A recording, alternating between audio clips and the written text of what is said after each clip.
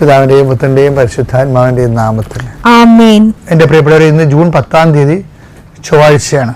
അമ്മേ പരിശുദ്ധമ്മേ, അമ്മേ പരിശുദ്ധമ്മേ, ദൈവമാതാവേ, കൃപാസനത്തിലൂടെ ഞങ്ങൾക്കും ഞങ്ങളുടെ ദേശത്തിനും അമ്മ മധ്യസ്ഥം തേടി തന്ന എല്ലാ അനുഗ്രഹങ്ങൾക്കും കൃപകൾക്കും ഞങ്ങളിപ്പോൾ ഹൃദയം നിറഞ്ഞ നന്ദി പറയുന്നു. അമ്മേ പരിശുദ്ധമ്മേ, അമ്മേ പരിശുദ്ധമ്മേ, ദൈവമാതാവേ, 2004 ഡിസംബർ 7 ഉച്ചകഴിഞ്ഞ് 2:30 കൃപാസനത്തിൽ സംഭവിച്ച അമ്മയുടെ പ്രത്യക്ഷപ്പെടലിനെ കുറിച്ച് തിരുസഭയ്ക്ക് സമർപ്പിച്ചിരിക്കുന്ന പഠനരേഖകളുടെ മേൽ സഭാത്മകമായ പഠനം ആരംഭിക്കുവാൻ ഞങ്ങൾ പ്രാർത്ഥിക്കുന്നു. അമ്മേ പരിശുദ്ധമ്മേ, ഭൂസ്വർലോകങ്ങളുടെ രാജ്ഞിയായ അങ്ങേയ്ക്ക് ഭൗമ സംരക്ഷണത്തിനായി പ്രപഞ്ചപ്രകൃതിയെ തന്നെ തിരുസഭ പ്രതിഷ്ഠിക്കുവാൻ ഈ പ്രത്യക്ഷീകരണ വഴി ഇടയാക്കണമേ. പരിശുദ്ധമ്മേ, ജപമാല മാതാവേ, സകല കൃപാസനം പ്രാർത്ഥനകളോടും ചേർത്ത് ഞങ്ങളിപ്പോൾ പ്രാർത്ഥിക്കുന്ന ഈ കുടുംബത്തിന്റെ പ്രത്യേക നിയോഗം.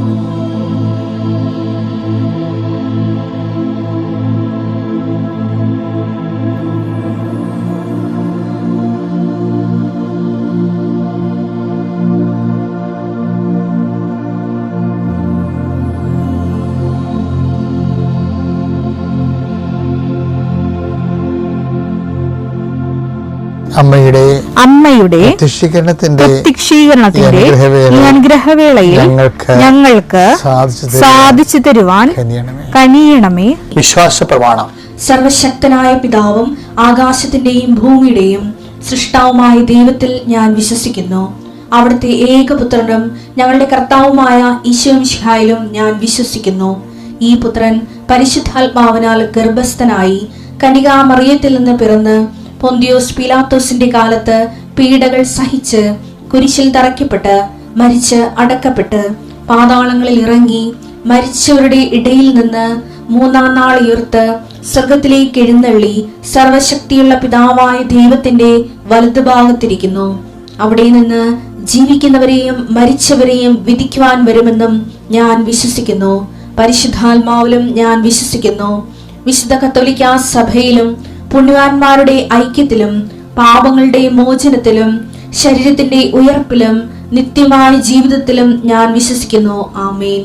സ്വർഗ്ഗസ്ഥനായ ഞങ്ങളുടെ പിതാവേ, അങ്ങയുടെ നാമം പൂജിതമാകണമേ. അങ്ങയുടെ രാജ്യം വരണമേ.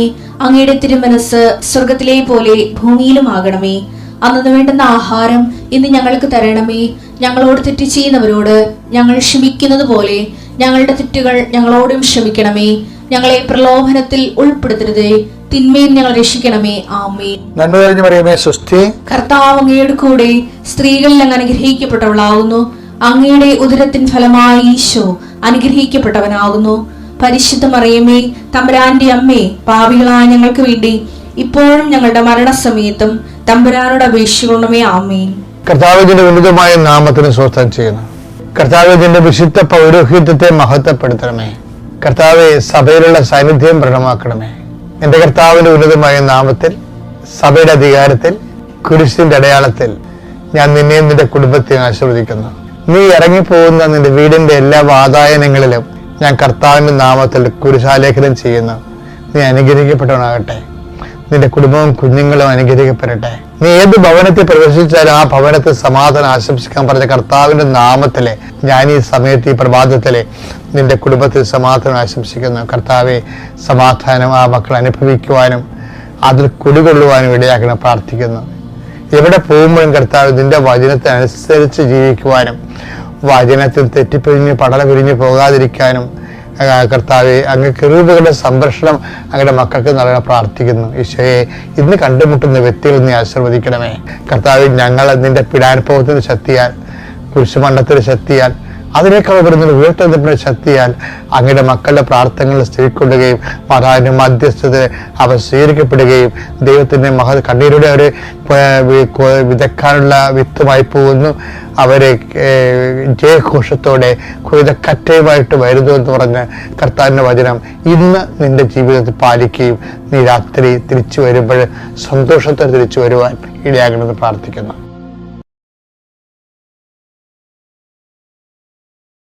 എനിക്ക് ചില സമയത്തെ മോശയെക്കാൾ ഇത്തിരിയോട് ഒരു പടി ചില കാര്യങ്ങൾക്ക് ജോഷുവയാണോ കുറച്ചുകൂടി ചില സാഹചര്യത്തിൽ മെച്ചമെന്ന് എനിക്ക് എപ്പോഴും ഇവർ തമ്മിൽ ഞാൻ തൂക്കി നോക്കിയിട്ടുണ്ട്. നിങ്ങളോർക്കും അച്ഛൻ ഈ ജോഷുവിനെയും മോശത്തിനൊക്കെ പറഞ്ഞു നടക്കുന്നത് എന്തിനാണ്?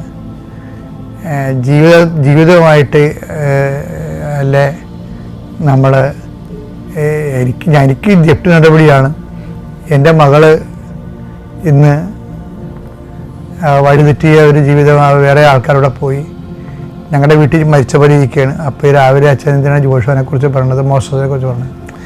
നമ്മൾ എന്ത് കഴിച്ച അനുഭവങ്ങളിലൂടെ കടന്നു പോയാലും ഇതിനെ ഹീല് ചെയ്യിക്കുന്നത് ദൈവം തന്നെയാണ്. ഞാൻ എപ്പോഴും ചെയ്യണമെന്ന് വെച്ച് കഴിഞ്ഞാൽ, ഞാൻ എപ്പോഴും മനുഷ്യരാശിയുടെ പ്രശ്നങ്ങൾക്കെല്ലാം ജീവിതത്തിൽ കൊടിയ പ്രശ്നങ്ങളുടെ ദൈവത്തെ മുൻനിർത്തി ദൈവത്തിൻ്റെ കരഗ്രഹിച്ച് ചെയ്ത ആൾക്കാരെ ഞാൻ എപ്പോഴും ശ്രദ്ധിക്കും. അതെനിക്ക് ഏറ്റവും ഇഷ്ടം ദാവീദ, അതുപോലെ തന്നെ മോസസ്, പിന്നെ ജോഷുവ, പിന്നെ ഗിദെയോൻ പോലുള്ള ന്യായാധിപന്മാർ, പിന്നെ ഏലിയ പോലുള്ള പ്രവാചകന്മാർ, അപ്പോസ്തലന്മാർ.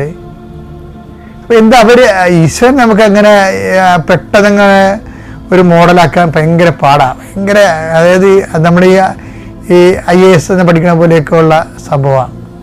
പക്ഷെ നമ്മൾ അതിലേക്ക് പോകുന്നതിന് മുമ്പുള്ള താഴെയുള്ള ക്ലാസ്സുകളാണ് ഞാൻ ഈ പറഞ്ഞതല്ല. എന്താ ഞാൻ ഉദ്ദേശിച്ചത് എനിക്ക് മനസ്സിലായ? ഇപ്പം ഞാൻ ഓർക്കുകയെ, മോസസ് ആണോ നല്ലത്, ജോഷുവയാണോ? മോസസ് ചില സമയത്ത് പറയാം, മോസസ് അത് പറയേണ്ടിയില്ലായിരുന്നു. എന്താണെന്നറിയാമോ? മോസസ് പറയാൻ പാടില്ലാഞ്ഞിരുന്ന സംഭവം ഉണ്ടായിരുന്നു. ജനങ്ങളുടെ പക്ഷം ചേർന്നുകൊണ്ട് ജനങ്ങളെ ദൈവത്തിനെതിരെ മർദ്ദലിച്ചപ്പോഴും ദൈവം ജനങ്ങളെ ഒന്നടങ്കം നശിപ്പിക്കാൻ തീരുമാനിച്ചു. ദൈവത്തിന് ആവശ്യമില്ലാത്ത ജനങ്ങളെ പിന്നെ ഇവിടെ വെച്ചിട്ടുള്ള കാര്യമില്ലല്ലേ. അപ്പം അതുകൊണ്ട് അത് കർക്കശമായിട്ട് അവരെ കാര്യം ഫോർമേറ്റ് ചെയ്യുന്ന സമയമാണ്. നമ്മൾ ദൈവവചനങ്ങളെല്ലാം എല്ലാ കാലങ്ങളിലും നോക്കുമ്പോൾ അത് ജനങ്ങളെ ദൈവം എബ്രാഹിമിനെ വിളിച്ചു, പിന്നെ എബ്രാഹിമിലൂടെ ഇസഹാക്കിനെ വിളിച്ചു, ഇസ്ഹാക്കിലൂടെ യാക്കോബിനെ വിളിച്ചു. യാക്കോബിലെ 12 ഗോത്രങ്ങൾ, ആ 12 ഗോത്രം ഈജിപ്തിൻ്റെ അടിമത്തത്തിൽ പോയി അവർക്ക് തിരിച്ചു കൊണ്ടുവന്ന് കൽപ്പന കൊടുത്തു. അവർ ജനതയാക്കി വളർത്തി, അവരിലൂടെ രക്ഷേനെ വാഗ്ദാനം ചെയ്ത് കൊണ്ടത് ആ പ്രോസസ് ഓഫ് ഫോർമേഷനാണ്. ഈ പ്രോസസ് ഓഫ് ഫോർമേഷൻ ആയതുകൊണ്ടാണ് ദൈവം ചിലപ്പോൾ വടിതടി ആയുധങ്ങളോട് നിൽക്കുന്നത്. ചിലപ്പോൾ കൊന്നു കളയാൻ പറയും കൂട്ടത്തോടെ. എന്താ കാര്യം? ഇപ്പോൾ ഒരു താറാവിന് പനി വന്നു കഴിഞ്ഞാൽ കുട്ടനാട്ടിൽ താറാവ് വളർത്തൽ കണ്ടിട്ടില്ലേ? ഒരു താറാവിൻ്റെ പനി വന്നു കഴിഞ്ഞാൽ അപ്പം തന്നെ താറാവുകാരൻ അതിൻ്റെ പെടലും മുറുക്കി കായലിട്ട് എറിഞ്ഞുകളയും. എന്താ കാര്യം? ബാക്കി എല്ലാത്തിനും പനി വരും. അതുപോലെ തന്നെ മോസസിന്റെ കാലത്താണ് ഇത്രയും കഷ്ടപ്പെട്ട് ഇവിടെ സീനായി കൊണ്ടുവന്നു കഴിഞ്ഞപ്പോഴാണ് ഇവർ ഈജിപ്തിൽ നിന്ന് കൊണ്ടുവന്നത് ദൈവമല്ല, അത് അവിടുത്തെ ദേവന്മാരാണെന്ന് പറഞ്ഞുകൊണ്ട് വിഗ്രഹം ഉണ്ടാക്കിയത്. അപ്പോൾ അതിനെല്ലാം നശിപ്പിക്കാൻ വേണ്ടി ദൈവം തീരുമാനിക്കുമ്പോൾ മോശ ഇടയ്ക്ക് വീഴും. എന്താ മോശ എന്താ പറയണമെന്ന് നോക്കിയേ, 32 എടുത്തേ പുറപ്പാട്. അവിടുന്ന് കനിഞ്ഞ് അവരുടെ പാപം ക്ഷമിക്കണം, അല്ലെങ്കിൽ അവിടുന്ന് എഴുതിയിട്ടുള്ള പുസ്തകത്തിൽ നിന്ന് എന്റെ പേര് മായ്ച്ചു കളഞ്ഞാലും.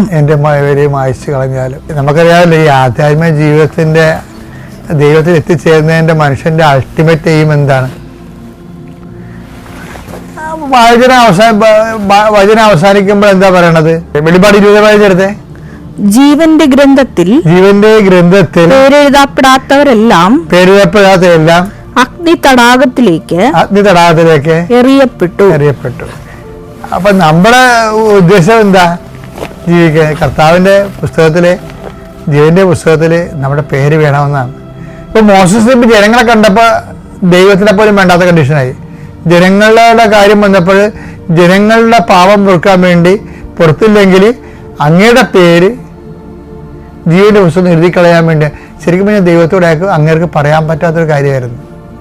അപ്പോൾ ദൈവത്തിന് 2ാം സ്ഥാനം കൊടുത്തു. ഇത്രയും കഷ്ടപ്പെട്ട് ജനങ്ങൾക്കേക്കാൾ പ്രാധാന്യം, ജനങ്ങൾക്ക് അതും പാപം ചെയ്ത് ജനങ്ങൾക്ക് അമിത പ്രാധാന്യം വരണില്ലേ?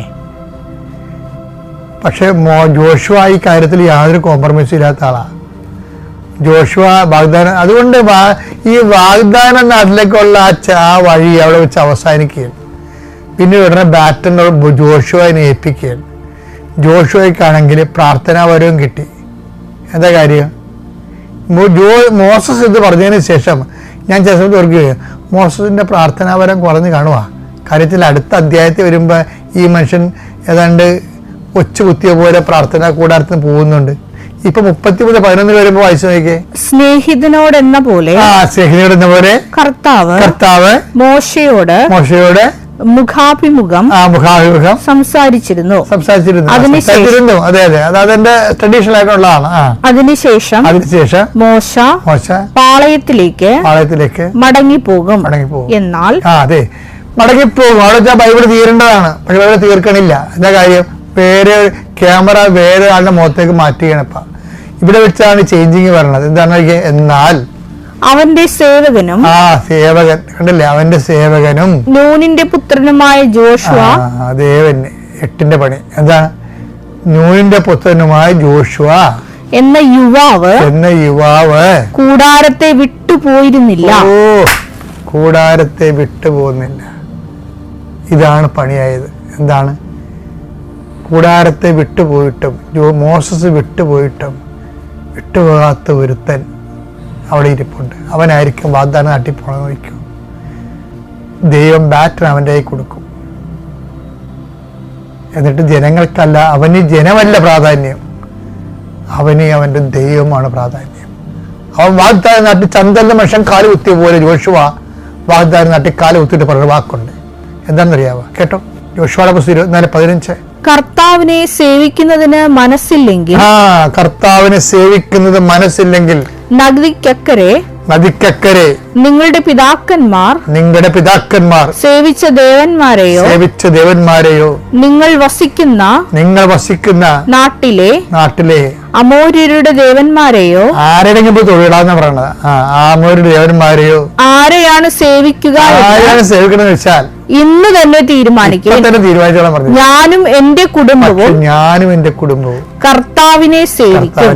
അപ്പൊ അവിടെ ജനമല്ല പ്രശ്നം, ആരാണ്? കർത്താവാണ് പ്രശ്നം. ജനമല്ല പ്രശ്നം. മോസസിന് ജനം പ്രശ്നമായിരുന്നു. ആ ജനത്തെ രക്ഷിച്ചിട്ടുണ്ടെന്ന കർത്താവിൻ്റെ ഒരു ഓപ്ഷൻ വന്നപ്പോൾ ജീവന്റെ പുസ്തകത്തിൽ നിന്ന് വരെ പേര് മാറ്റാൻ പറഞ്ഞു. അപ്പൊ കർത്താവല്ല പ്രശ്നം, ജനമാണ് പ്രശ്നം. ഇവിടെ എന്താ പറയണം? ഇവിടെ ജനമല്ല പ്രശ്നം, കർത്താവാണ് പ്രശ്നം. ഞാനും എൻ്റെ കുടുംബവും ഞങ്ങൾ സേവിക്കുന്ന കർത്താവിൻ്റെ കൂടെ നിൽക്കുക. അതായത് എപ്പോഴും ബൈബിളിൻ്റെ ഫോളോ ചെയ്യുന്ന ഒരു ഫോളോ ഉണ്ട്. എന്ന് വെച്ച് കഴിഞ്ഞാൽ ഒരു ഓപ്ഷൻ വന്നു കഴിഞ്ഞാൽ പിന്നെ ഭാര്യയാണ്, ഭർത്താവാണ്, മക്കളാണെന്നല്ല, കർത്താവാണ് വിഷയം. അത് എപ്പോഴും നമ്മൾ ചിന്തിക്കണം. അതായത് ഇത് ദൈവ തിരുസന്നിധിയിലേക്ക് വരുമ്പോൾ ഉണ്ടാകുന്ന ഒരു ലാസ്റ്റ് ടെംപ്റ്റേഷനായിട്ട് വരും. ഇത് ശരിക്കും പറഞ്ഞാൽ ഇതാണ് ലാസ്റ്റ് ടെംപ്റ്റേഷൻ, അല്ല കസാസാക്കിസ് പറഞ്ഞതല്ല. കർത്താവിന് ഓപ്ഷൻ വെക്കുന്ന ലാസ്റ്റ് ടെംപ്റ്റേഷനിൽ മോസസ് പരാജയപ്പെട്ട് വിജയിച്ചു. അത് ദൈവശാസ്ത്രന്മാർ ചിന്തിക്കുക. പക്ഷെ വിജയിച്ച ഒരു മനുഷ്യനെക്കുറിച്ചാണ് ഞാൻ പറയുന്നത്, ജോഷുവ. ഒരു ജോഷുവയിലേക്കുള്ള യാത്ര, അതാണ് വാഗ്ദാന നാട്ടിലെത്താനുള്ളൊരു വഴി. കർത്താവിൻ്റെ എല്ലാ വാഗ്ദാനങ്ങളും പ്രാപിക്കുന്നതിന് ഉടമ്പടി ഇതുപോലെ ലാസ്റ്റ് നിമിഷം വരുമ്പോൾ ലോകത്തെക്കാളും മനുഷ്യരെക്കാളും കർത്താവിൻ്റെ പക്ഷം ചേരാൻ കർത്താവ് നിനക്ക് ശക്തി തരട്ടെ.